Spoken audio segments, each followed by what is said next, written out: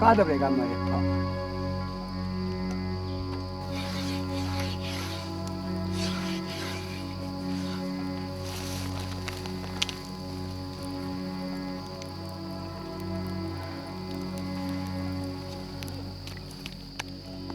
2007 में हमने उत्तर पूर्वी भारत के वनों और लोगों के बारे में जानने के लिए यहाँ के विशाल बियाबान इलाके का सफर किया।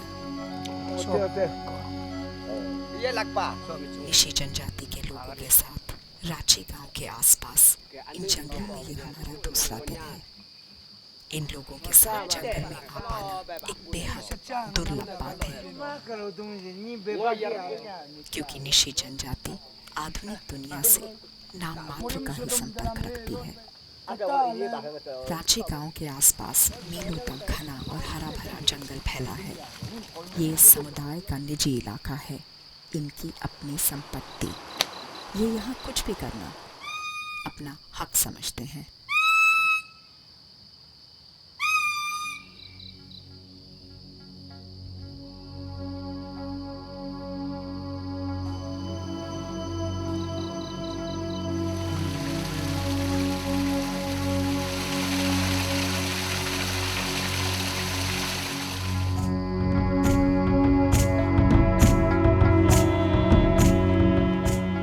रांची के आसपास का जंगल उत्तर पूर्वी भारत के जंगलों का एक छोटा सा अंश भर है।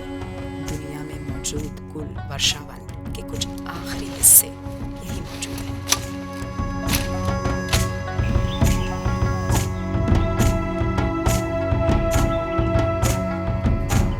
इन जंगलों में जमीन से लेकर पेड़ों की चोटी तक वन्य जीवों की भरमार है। इन घने जंगलों में रहने वाले दुर्लभ पक्षियों और स्तनधारी जीवों की झलक मुश्किल से ही मिलती है।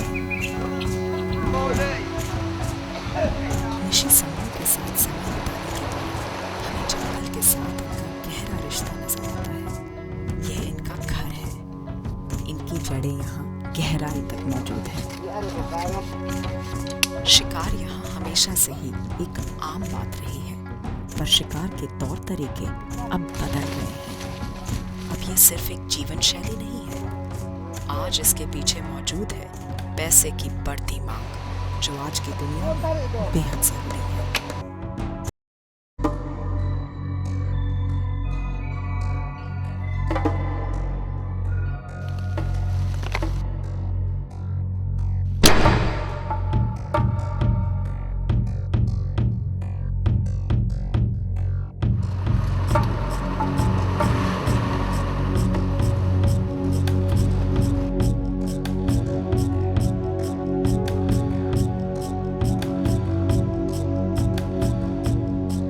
पहली बार हम 2002 में उत्तर पूर्व में आए थे, भालुओं के अनाथ बच्चों की कहानियों को फिल्माने के लिए, जिन्हें अरुणाचल प्रदेश के पाके नेशनल पार्क में बसाया गया था।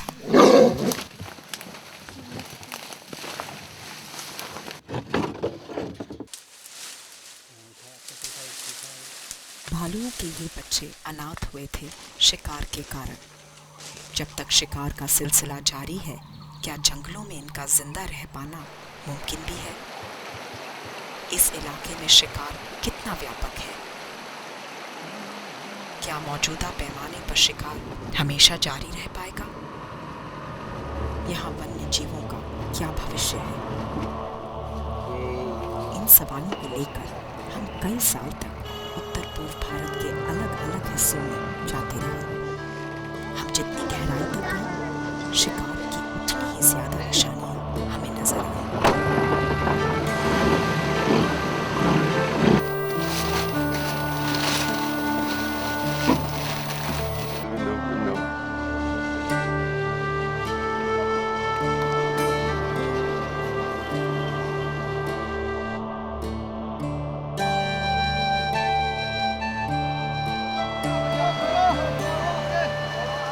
हम असली हालात को समझने और उन्हें फिल्माने के लिए फिर रांची लौटे हैं। रांची सबसे नज़दीकी सड़क से 2 घंटे की पैदल दूरी पर है। ये उत्तर पूर्व के बहुत से गांव जैसा ही है। न बिजली, न सड़क, न ठीक ठाक स्कूल और न ही स्वास्थ्य सुविधाएं। यहाँ करीब 60 निशी परिवार रहते हैं।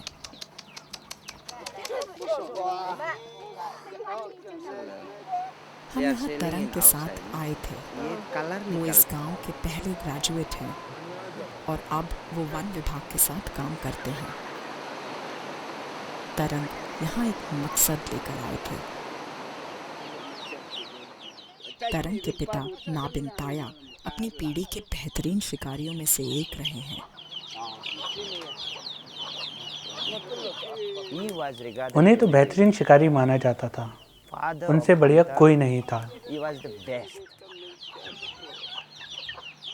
एक शिकारी के तौर पर मेरे पिता का रुतबा गांव में बहुत ऊंचा था। पुराने दौर में माहिर शिकारी होना बड़े सम्मान की बात होती थी।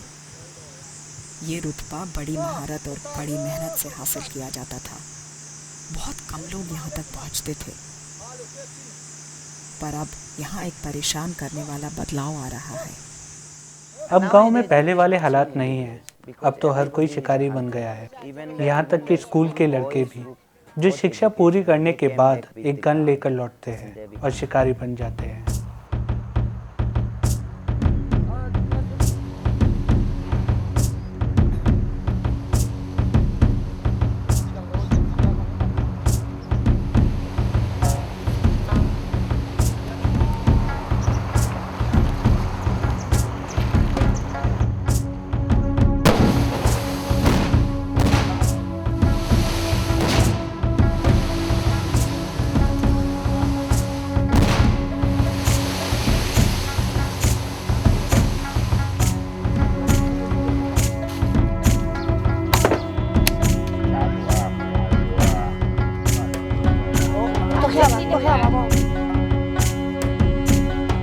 तरंग की बातें भी वही बयान कर रही हैं जो हमने उत्तर पूर्व में देखा था।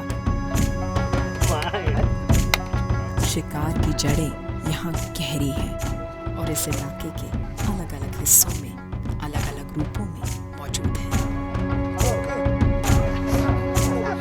ज्यादातर जवान शिकार करते हैं, कुछ मौज मजे के लिए तो कुछ इसलिए कि उनके पास और कुछ करने के लिए है ही नहीं, और इसलिए भी कि उन्हें ये पारंपरिक भूमिका निभानी है।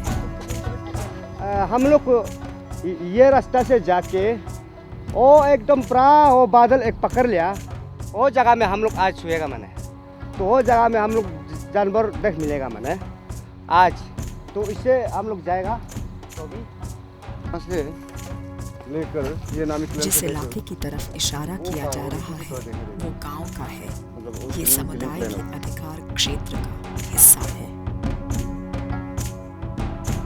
अभी हम लोग यहाँ से ये जो है ये एरिया को कवर करेगा, मतलब जितना बागाने पार्टी वाला वहाँ लोग बैठा हुआ है वहाँ से वो तोप तक जाएगा, और वो तोप में हम लोग जितना जो बंदूक पार्टी है वहाँ में एम्बुश करके देते हैं। तो अभी इसके लिए हम लोग निकल रहे हैं।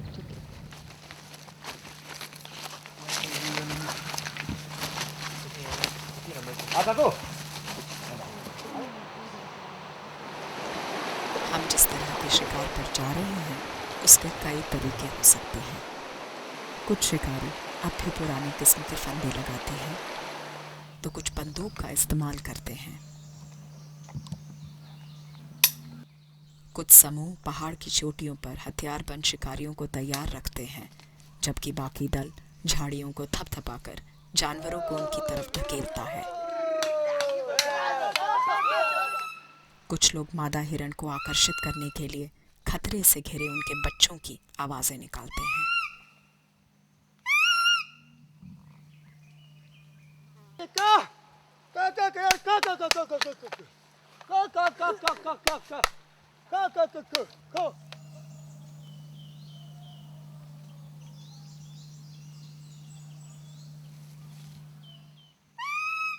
निशी जनजाति की ही तरह उत्तर पूर्व की ज्यादातर जनजातियों को शिकार और तेजी से खत्म होते जा रहे संसाधनों के बीच कोई संबंध नजर नहीं आता।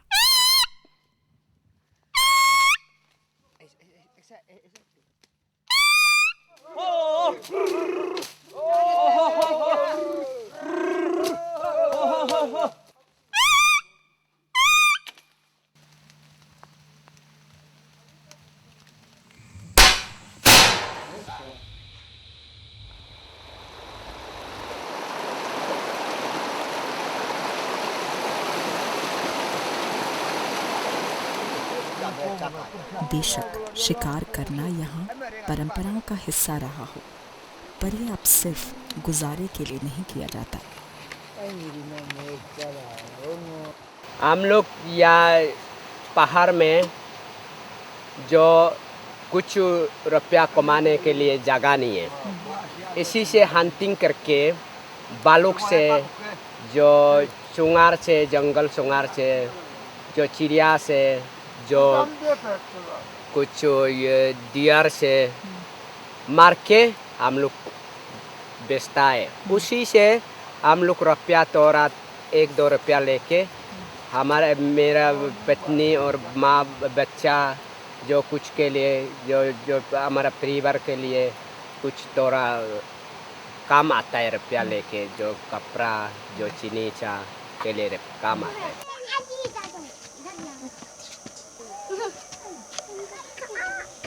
तो मैंने एक पेड़ है, वो पेड़ में उस तरफ एक हम लोग लोकल का एक गम है, वो गम लगा के उसी में फंसा था और कम से कम 40-50 तो फंसा है। यहाँ ज़्यादातर लोगों के लिए शिकार करना ऐसा ही है जैसे जंगल से फल तोड़ना। पहले वाले दौर में इससे इन्हें भोजन मिलता था, पर अब इससे भोजन के अलावा पैसा भी मिलता है। कानूनी पेचीदगियों से अनजान ये लोग इन दूर दराज इलाकों में वन्य जीवन को पैसे कमाने का एक जरिया समझते हैं।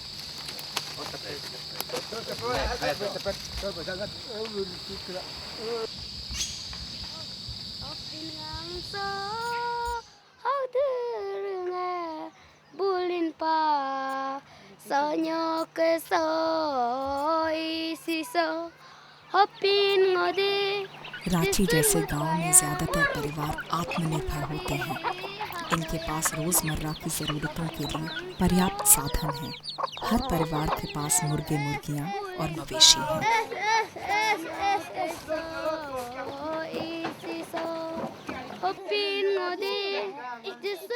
हरी सब्जियाँ, अनाज और लकड़ी इनके जंगलों और ज़मीन से हासिल हो जाती है। बस नई ज़रूरतों के लिए इनके पास पैसा कमाने का जरिया नहीं है।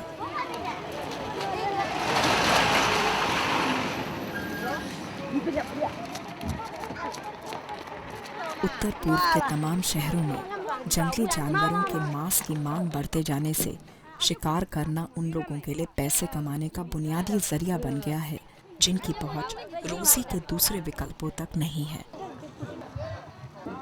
जंगली जानवरों का मांस ज्यादातर सार्वजनिक वाहनों से ढोया जाता है और ये बाजारों में पहुंचने वाली एक आम चीज है।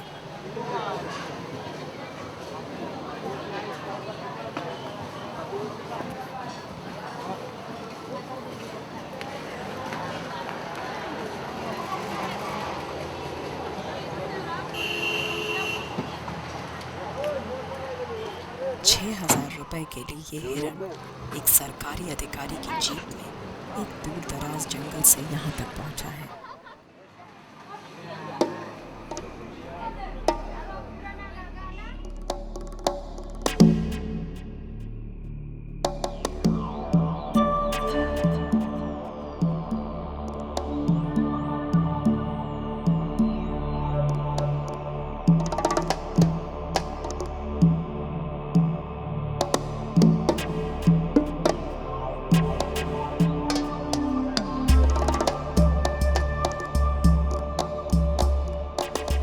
उत्तर पूर्व ने हमें हैरान कर दिया था।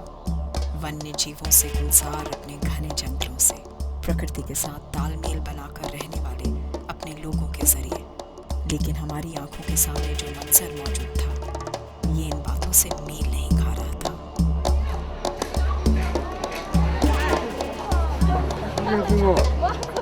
ये बहुत लजीज होता है। ये दो 350 रुपए की।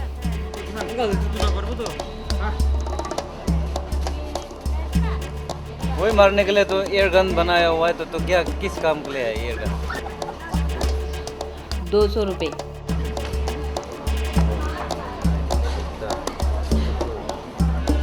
ये बहुत लजीज होता है इसलिए। और सेहत के लिए भी बढ़िया है।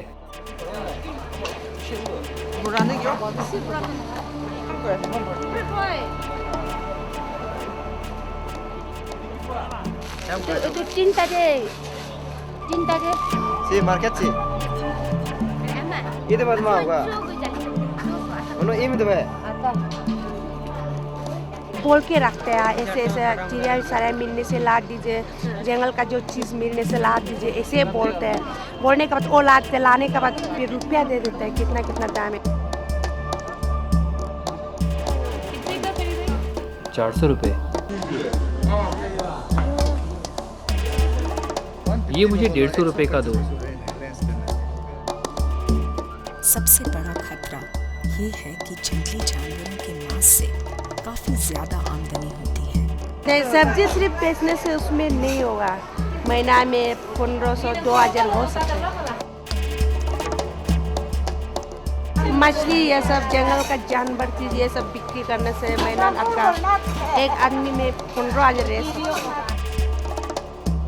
जंगली जानवरों के मांस की बिक्री से मिलने वाले पैसे का आकर्षण तो है ही, साथ ही स्थानीय अनुष्ठानों और संस्कृति में जानवरों के अंग का इस्तेमाल भी यहाँ के लोगों की सोच में गहराई तक मौजूद है।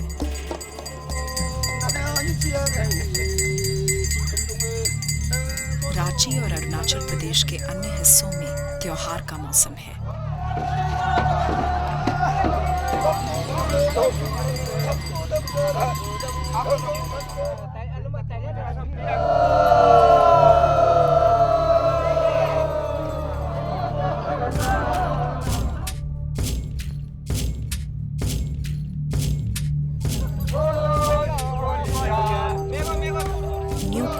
निशी लोगों का त्योहार है और म्यो को आपातानी लोग मानते हैं।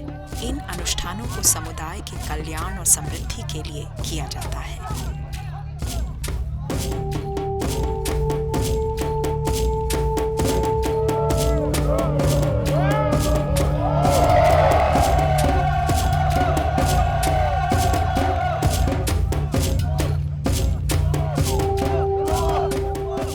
इन अनुष्ठानों में बलि दिए जाने वाले जानवरों की खास भूमिका होती है। वो इन समुदायों की संरक्षक आत्माओं के दूत भी होते हैं और उन्हें प्रसन्न करने वाले भी।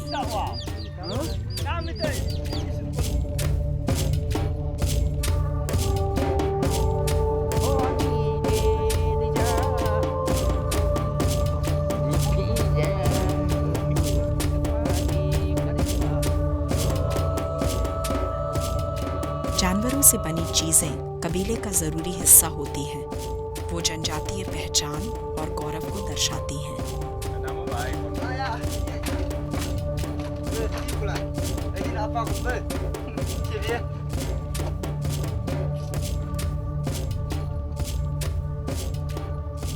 ये चाहिए ना, ये बंदर का ये चमड़ा चाहिए इधर लगाने का। मेरा अभी कितना था, बराबर इतना इतना लंबा दाव है, उसमें ये चमड़ा नहीं है। रिश्तेदार को उधर जाना है, इसलिए मतलब उधर ये लगा के जाने से थोड़ा स्टैंडर्ड बढ़ता है, इसलिए मतलब चमड़ा को चाहिए। इसलिए चमड़ा हम लोग की जरूरी चीज़ है। मतलब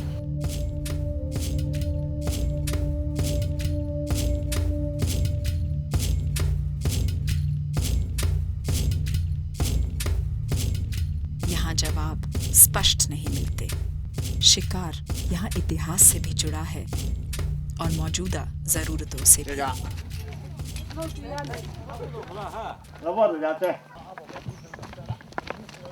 भविष्य में अगर कोई बदलाव लाना है तो इन दोनों ही पहलुओं का कोई समाधान निकालना होगा।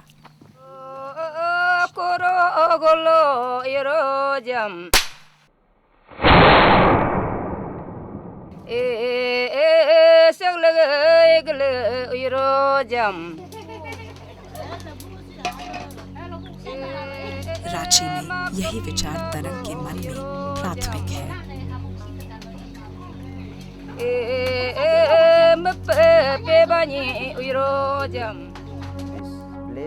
इस गांव में बहुत सारे प्राकृतिक संसाधन हैं और यहाँ बहुत तरीके के जीव जंतु और पेड़ पौधे भी हैं।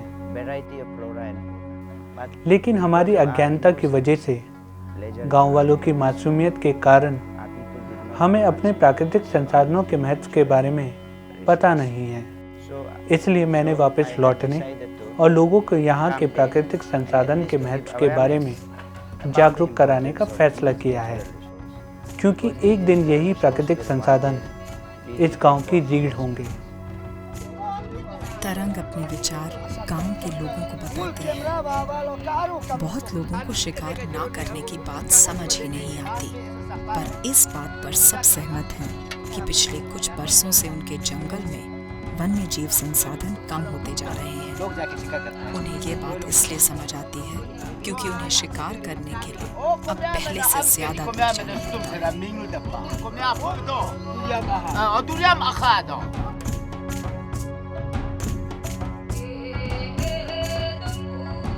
22 फरवरी 2007 को रांची में एक बैठक हुई। काफी विचार विमर्श के बाद गांव वालों ने अपने इलाके में 3 साल के लिए शिकार और मछली पकड़ने पर एक मत से रोक लगा दी। रांची वन और नदी संरक्षण सोसाइटी बनाई गई और तरंग को उसका प्रमुख बनाया गया। गांव के मुखियाओं ने नियम तोड़ने वालों पर जुर्माना करने का फैसला किया। अगर हम जानवरों को शिकार करने और उन्हें फंसाने का सिलसिला जारी रखेंगे तो जंगली जानवरों और वनों की अहमियत समझने के लिहाज से बहुत देर हो जाएगी। पर्यावरण से जुड़े इस असंतुलन की बात लोगों के दिलो दिमाग तक पहुंच चुकी है और अब वो कम से कम ये समझने की कोशिश कर रहे हैं कि इसे किस तरीके से बचाया जाए। और भी कई मुद्दों पर विचार विमर्श हुआ, जैसे कि सामुदायिक वन का प्रबंधन कैसे किया जाए, ऐसी सामुदायिक सैंक्चुरी कैसे बनाएं जो पर्यटकों के लिए खुली हो, पारंपरिक झोपड़ियों में लोगों को कैसे ठहराएं, ऑर्गेनिक खाद्य पदार्थों और हस्तशिल्प की मार्केटिंग कैसे की जाए। लोग ये समझ गए कि अगर वो अपनी प्राकृतिक संपदा को पैसे के स्रोत में बदल सकते हैं तो उन्हें उसे बचाने का प्रोत्साहन मिलेगा।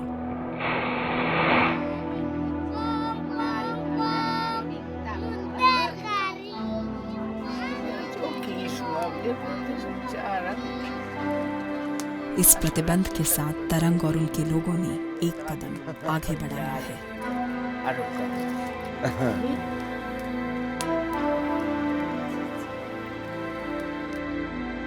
उत्तर पूर्व के अन्य हिस्सों से भी ऐसी ही कहानियां सामने आ रही हैं।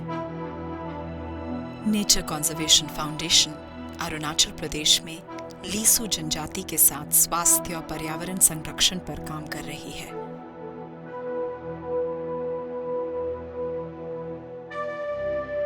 मेघालय के सेलबेलग्रे में गांव वालों ने अपने सामुदायिक वन को wild life trust of India की मदद से एक रिजर्व फॉरेस्ट एरिया में बदल दिया है। नागालैंड में खोनोमा नागालैंड का पहला हरित गांव बन गया है। यहाँ शिकार पर 10 साल से भी ज्यादा समय से रोक कायम है, जिससे ये पर्यावरण संरक्षण और इको टूरिज्म का एक कामयाब मार्गदर्शक साबित हो रहा है। संरक्षण से जुड़ी ये कोशिशें यकीनन मील के पत्थर हैं और शायद ये उत्तर पूर्व के भविष्य का सुनहरा रास्ता हो। फिलहाल वन्य जीवों के लगातार हो रहे नुकसान की भरपाई के लिहाज से ये कोशिशें कम रह जाती हैं।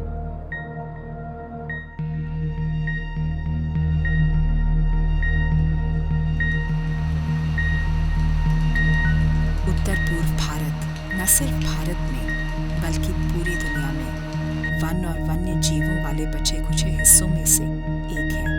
उत्तर पूर्व का लगभग 54% हिस्सा वनों से ढका हुआ है। यहाँ पेड़ पौधों की लगभग 13,500 प्रजातियां हैं और इनमें से आधी सिर्फ इसी हिस्से में मिलती है।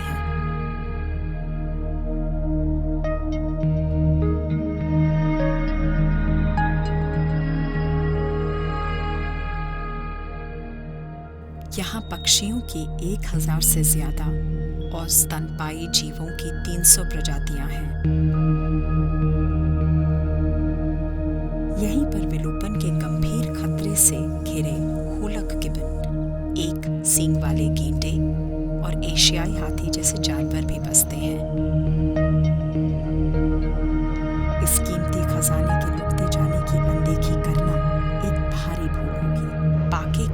पुनर्वास केंद्र में भालुओं के अनाथ बच्चों का आना जारी है।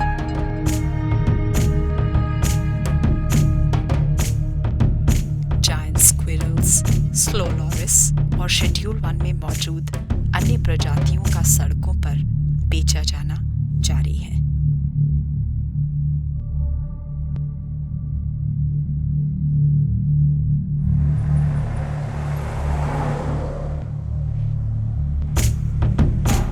किसी महत्वपूर्ण बदलाव के लिए समर्थन जुटाने की फौरन जरूरत है।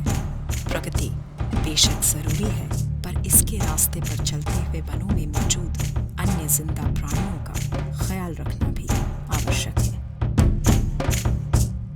क्या बदलाव की इन गिनी चुनी दास्तानों को लेकर एक ऐसी मिलीजुली कार्रवाई शुरू की जा सकती है जिससे ये गुलजार जंगल एक दिन इन लोगों की तकदीर बन जाए।